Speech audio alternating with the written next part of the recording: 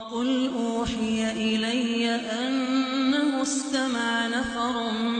من الجن فقالوا إنا سمعنا قرآنا عجبا يهدي إلى الرشد فآمنا به ولن نشرك بربنا أحدا وأنه تعالى جد ربنا ما اتخذ صاحبة ولا ولدا وأنه كان يقول سفيهنا على الله شططا وأنا ظننا أن لن تقول الإنس والجن على الله كذبا وأنه كان رجال من الإنس يعوذون برجال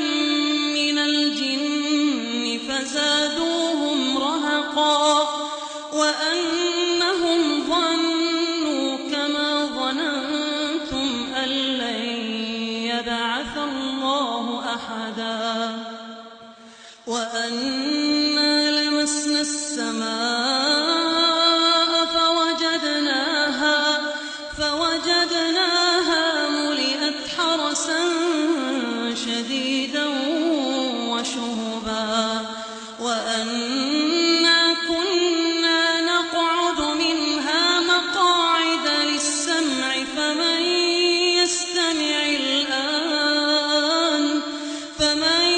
يستمع الآن يجد له شهابا رصدا وأنا لا ندري أشر أريد بمن في الأرض أم أراد بهم ربهم رشدا وأنا منا الصالحون ومنا دون ذلك كنا طرائق قددا وأنا ظننا أن لن نعجز الله في الأرض ولن نعجزه هربا وأنا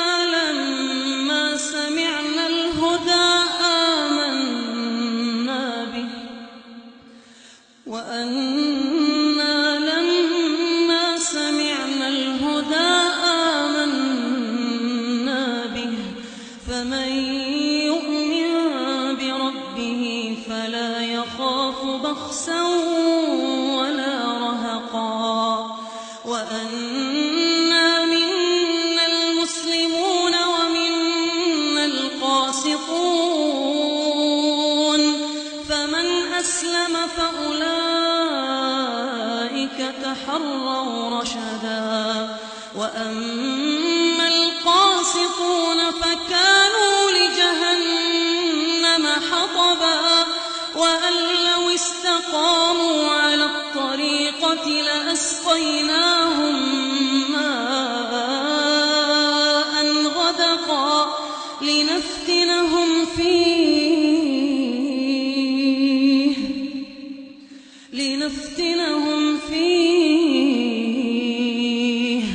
ومن يعرض عن ذكر ربه يسلكه عذابا صعدا وأن المساجد لله فلا تدعوا مع الله أحدا وأن المساجد لله فلا تدعوا مع الله أحدا وأنه لما قام عبد الله يدعوه كادوا يكونون عليه لبدا قل إنما أدعو ربي ولا أشرك به أحدا قل إني لا أملك لكم ضرا ولا رشدا قل إني لن يجيرني من الله أحد ولن أجد من دونه ملتحدا إلا بلاغا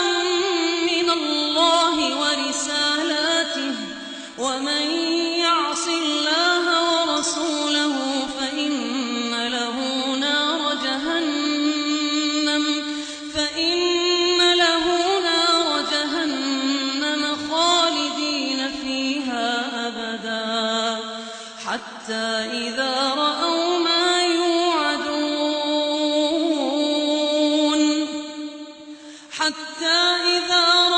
ما يوعدون فسيعلمون من أضعف ناصرا وأقل عددا قل إن أدري أقريب ما توعدون أم يجعل له ربي أمدا عالم الغيب